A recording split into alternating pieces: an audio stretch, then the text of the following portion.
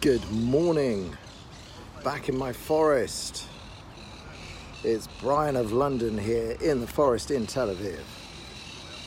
Back from travelling, back from Sicily, a lovely time in Sicily and Rome. I put up a little drone video of Sicily on 3speak. I didn't fly my drone in Rome because it is basically not allowed anywhere there, so just regular photos of Rome. Rome is fascinating. I'm going to tell you a little bit about 3speak and about the Steem blockchain that I'm spending much more time on. I'll also give you a little update on what's going on with the court case, the massive CryptoClassAction lawsuit. Not much I can say about that, but I'll give you some details. But so, Sicily was interesting. Horrible delays to get there because Israel's budget airline, or the El Al budget thing, kept us waiting in Tel Aviv for, 6 hours delay or something like that, because the plane was broken and stopped in Rhodes and they had to find another one. Eventually we left in the middle of the night and all of that. Those troubles, and there I was thinking about white and Jewish privilege as I sat in the noisy Israeli airport. I tell you, my one complaint, I don't complain much, but Tel Aviv airport has got this central atrium with this big water shower that drops from the ceiling, which looks very nice, but is the most horrible noise imaginable. The place is so loud. When you compare it to modern airports like Terminal 5 in London, or in fact, actually, the Rome airport was gorgeous too. They're quiet places. They've worked to keep the decibel level down. The Tel Aviv airport is just a horrible cacophony. You have to go sit near the gate for it to be quiet. Anyway, Sicily was mostly relaxing. And then we went to Rome with my family. And Rome is fun. I was in Rome a long time ago. Last time was over 10 years ago. And before that was a trip on a train when I was fresh out of school. Rome, wow. I mean, it's old, like in the way that Jerusalem is, but not quite as old. But, the Roman parts of Rome are obviously, we've got stuff like that here. I can go up the road to Caesarea, and it's very similar in style and structure to what one sees in Rome. Obviously, Rome is much bigger, and we toured the Colosseum, but weather-wise, it was like stonking hot. We did the Vatican as well. Took my kids to the Vatican, which I don't think they were too. Anyway, we went around, they looked at art, but just the sheer volume of stuff that's in that Vatican museum that they have picked up all around the world. Very similar in a way to the British Empire, but there's no way to look at it. The Holy Roman Empire, Catholicism, the Catholic Church as sort of the centre there in the Vatican City in Rome. That was a massive empire. And just one observation, as you go into the museum, and the first thing they do is that you have to walk up like a corkscrew, not staircase, but just a sloping ramp. They make you walk up this, and it's like 7 or 8 turns to get to the top. I don't know, it's probably some significant number I didn't count. And all the way along the side are boats, ships, sails, oars, nautical stuff. And I'm like, what on earth has this got to do with the Vatican? And I didn't stop and read all the sign, but they were just telling you where these boats were from, and they were models of boats, little boats, canoes, big sailing boats, galleys, the whole thing. And as we get to the top, I'm suddenly like, and they've all, but the common thing is that when they've got sails, they've got a big cross on them. And finally I get to the top and I think, oh, this is the Navy which spread the message of Jesus to the world. This is how they brought peace and light to the world. This is how, or in other terms, this is how they made their empire. This is how they conquered the world. And I don't know if that's the intention of the entrance, but that's what I understood. But then, of course, the rest of it is just packed full of just unimaginable artistic treasures of Greek and Roman statues and stuff from all over the places that they conquered. because that's what they did. And eventually you get to the Sistine Chapel where you're told to shh and everybody talks, and you're told not to take out your phone and video the ceiling. And but I tell you, it's a hell of a money spinner. They pack them in there. Anyway, I'm not anti-capitalist, so I don't care what the Catholic Church manages to make from tourists. But yeah, Rome's a fascinating city. Now, let's move on to thoughts about the future of the internet. Big shift. I actually, when I came back, I often, in the past, I've written reviews of places I've stayed on TripAdvisor, like hotel reviews and stuff. I kind of enjoy doing it. It's like a memorandum of where we stayed.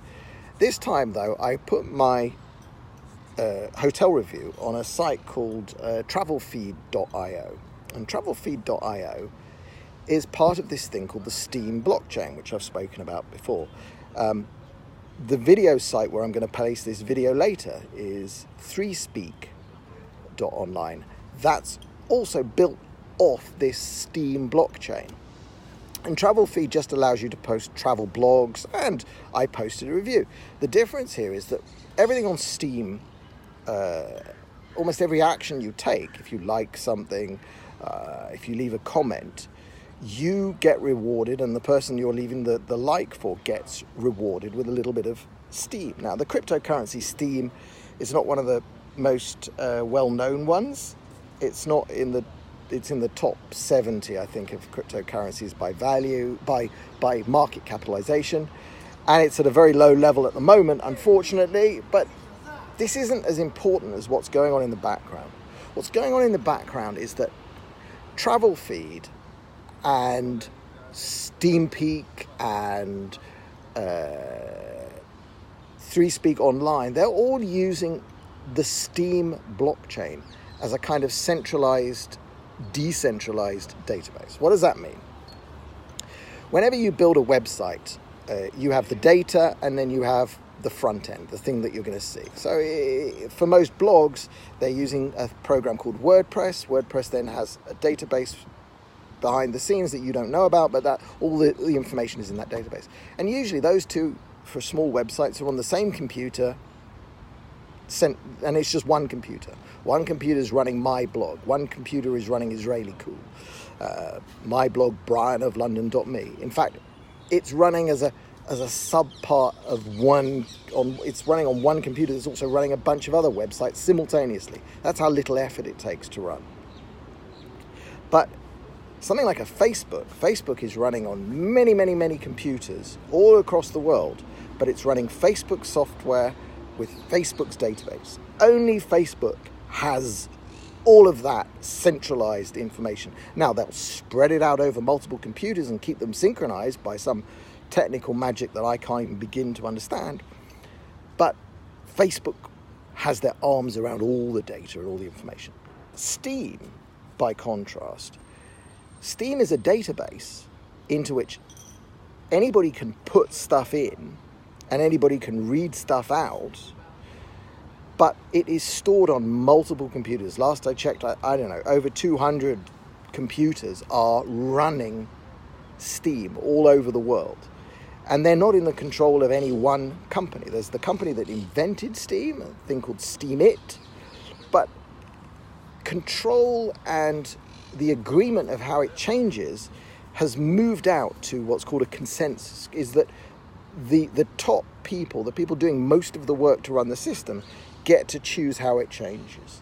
This is a fundamental change. It's like, I know that this is heavy stuff, and I'm explaining it maybe to an audience that's not so interested in this, but the reason I'm telling you on this Periscope is I'm trying to work out the language in which I can explain to new people why that represents a shift in how we should use computers and how the internet should be run. So the old model is Facebook with all its computers, or Google with all its computers, and they own everything that goes in and out of their systems.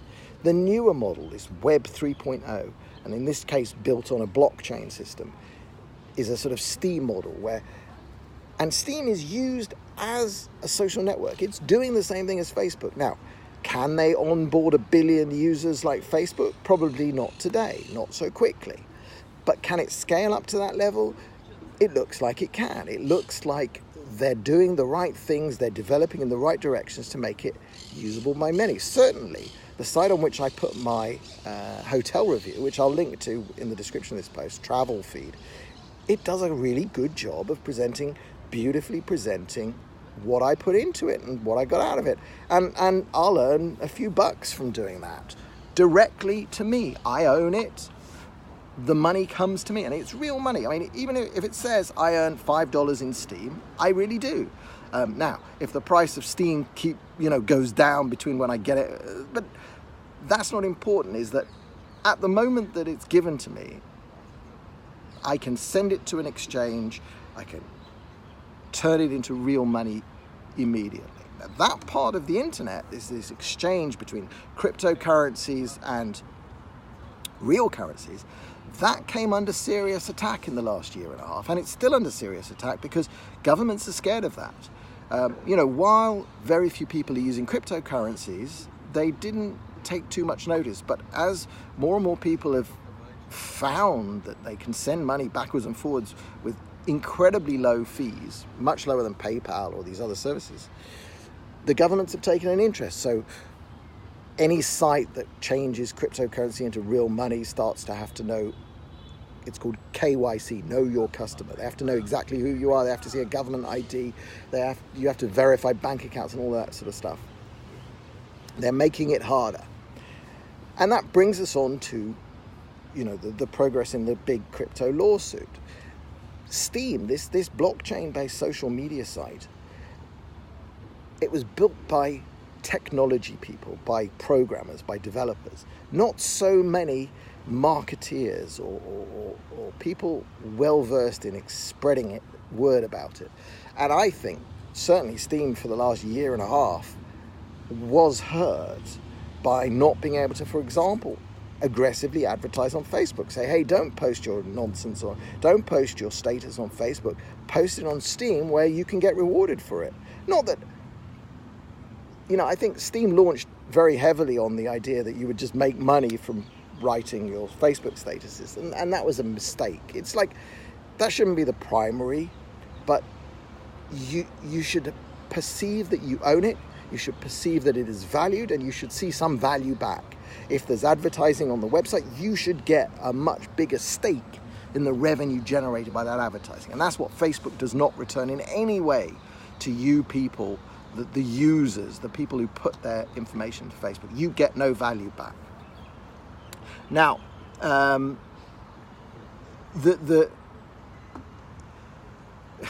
someone asked the question, Brian, what's to stop Google buying it up though? Nothing, actually. That's one of the things, is that one of these, Facebook or Google could, if they wanted to, they could buy in a heartbeat. They could buy control. Now, they could buy control of some of the smaller cryptocurrencies. Steem is a bit more interesting because Steem uses a system called proof of stake. So, a vast investment by one of them would cause issues. But there's stuff going on behind the scenes to do with witnesses and the distributed nature of the system that maybe it could resist that. I don't know. But we're in this tense phase between whether the new internet, this Web 3.0 distributed systems, whether they can face down and challenge Facebook and Google. And my personal feeling, and the reason why I'm involved in our crypto class action, is that absent some kind of external pressure like our lawsuit, or maybe legislation, but I prefer our lawsuit, these Facebook and Google, Twitter to a certain extent, but not so much, they are too powerful.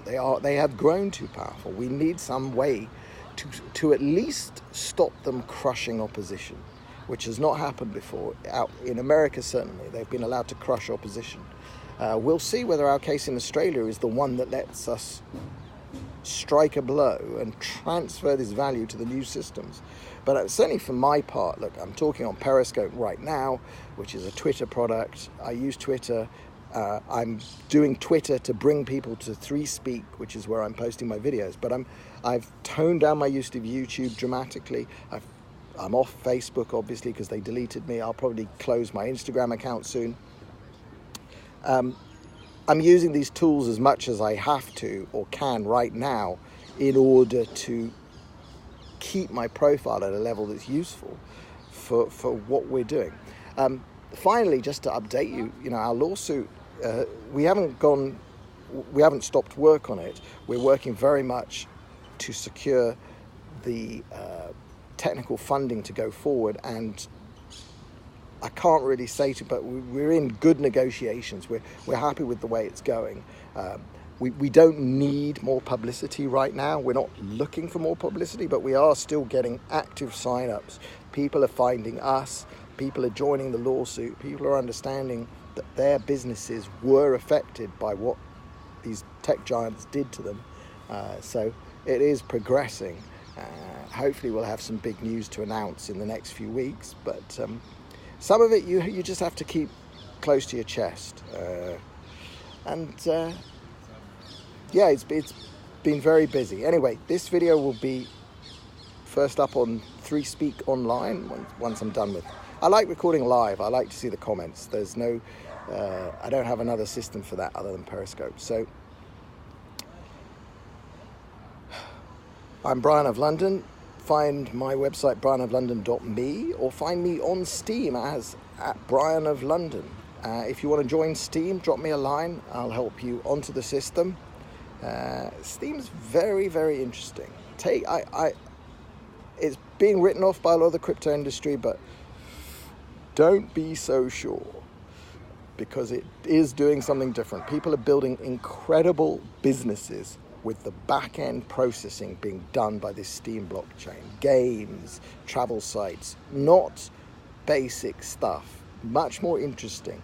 And it's going to be very interesting to see where it leads and what people make use of when they realize that they have a distributed database that they can write to, and that the cost of servicing that infrastructure and the cost of using the infrastructure that other people have set up, it's actually not that great. If you want to use it, you do have to put some money into it. Like, I pay $3 a month or something to 3speak for my account, but I get many times more back because big people with a big stake in Steem like my videos, so I get paid back more than I put in because I'm a content creator. In effect, the network is valuing my content, and they're going to introduce advertising on 3speak online soon. But the vast majority is they're going to keep some 5% of the revenue instead of 70% of the revenue.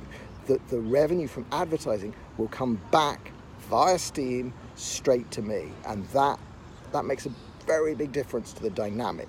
If advertising is the way to go, I prefer the value for value model, whereas if you value this, send me some value. Click like on Steem, send me some Steem, send me any crypto you like, see my website. But advertising or value for value, whichever model it is going forward, the creator should be getting the lion's share instead of these middlemen like Facebook and Google, who have just destroyed the publishing industries and taken all of the profits for the last 10 years.